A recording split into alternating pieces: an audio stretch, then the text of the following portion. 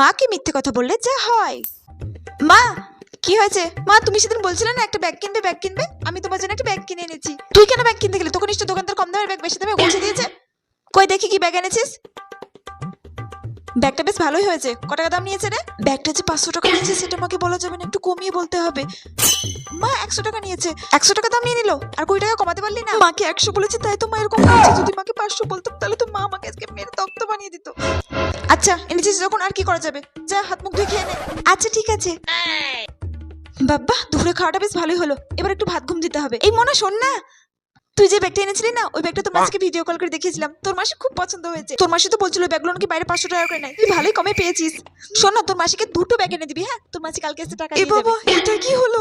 এই মনা কি হলো? আচ্ছা ঠিক আছে এনে দেবো কালকে। খুব কম দামে পেয়ে গেছিস ব্যাগটা।